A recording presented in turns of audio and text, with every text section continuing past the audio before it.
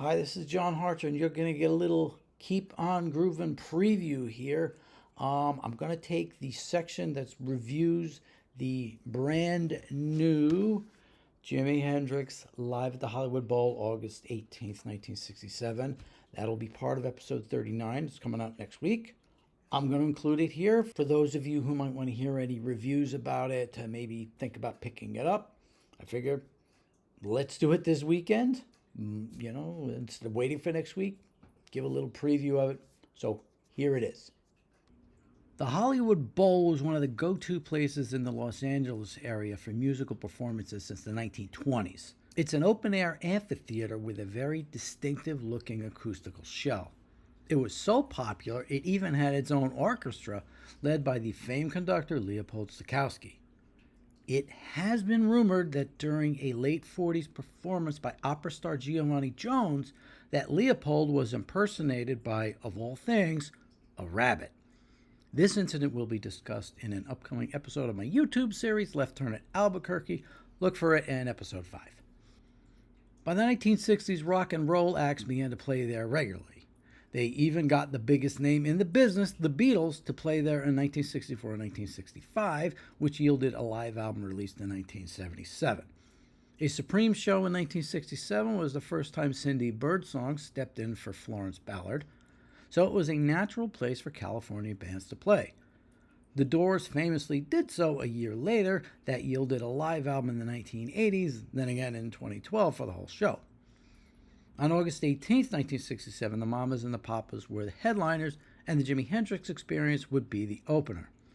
Oddly enough, this was also the exact same order they'd appeared together at Monterey Pop. Luckily for all of us, the local radio station, KHJ, was there that night, and the show ended up being recorded. More on that in a minute. The set has the same number of songs as Monterey, 9. 2/3 of them are the same as the earlier show. 3 of them are different.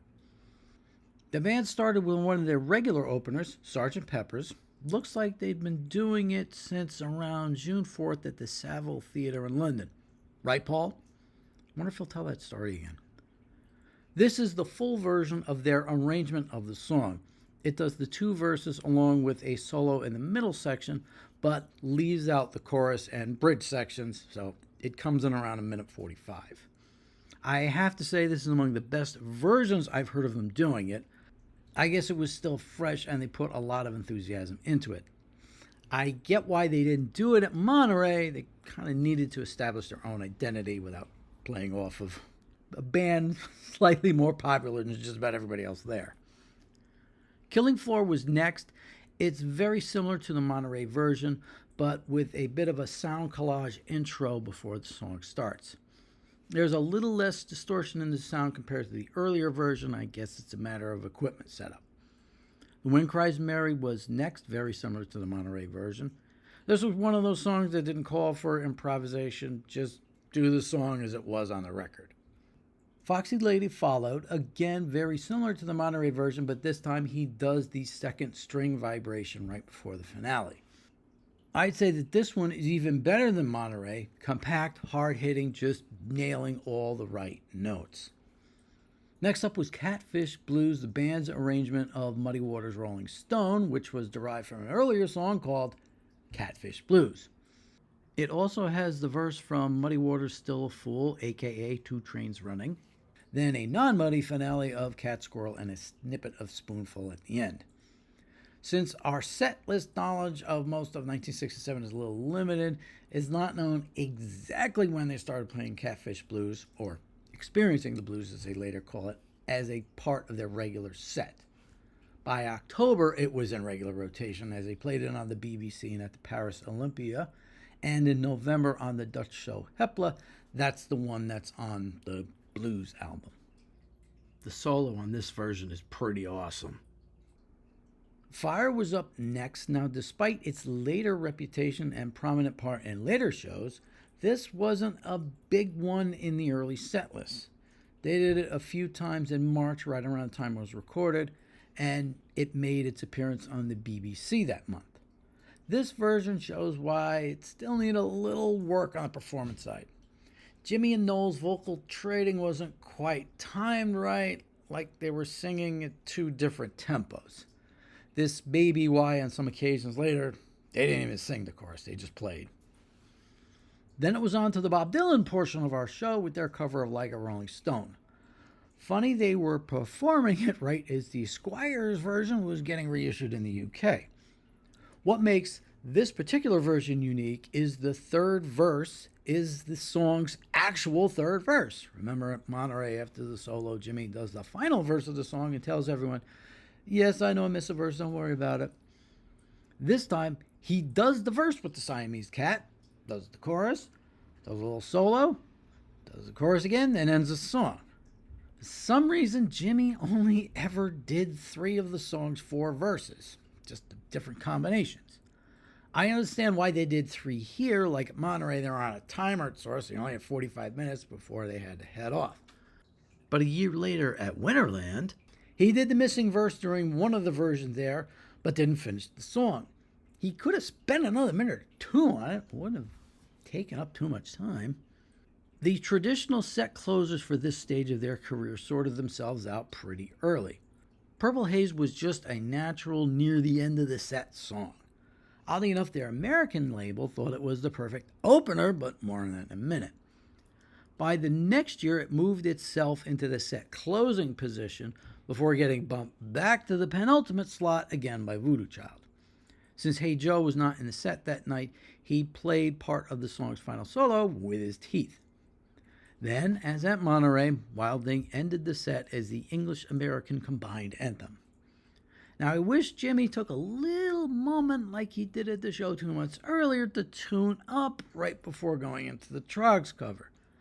I may be exaggerating a little bit, but I think Monterey is practically the only time he pretty much was in tune when going into the song's opening chords. Just about every other time he hits those first chords, and you can immediately tell at least one string is out of tune. Sometimes, like Royal Albert Hall, it's really out of tune. This one is just mildly out of tune, but discernibly so. The intro is shorter than the earlier one. It bears more of a resemblance to the type of intros he'd do when Purple Haze was a set closer, or for Are You Experienced when that song was played. Have to come right out and say it, the sound is only okay. It seemed the guy doing the sound for the radio station recorded the show on his own, so it wasn't exactly a Wally Heider multi-track setup.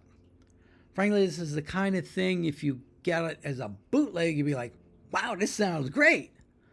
Maybe they should have got Peter Jackson on the phone and see if he could have done that thing that they've done with Now and Then. Maybe pull things apart and play with them a little bit, but is what it is. But the fact it exists is the main thing to celebrate here. It's not quite as much of a missing piece like Woburn, where you can hear how Jimi used to sound becoming how he was going to sound. This is more of a slow evolution. There's still the Monterey style in there, but you could hear the kind of playing he'd be doing at the Paris Olympia in October starting to take form.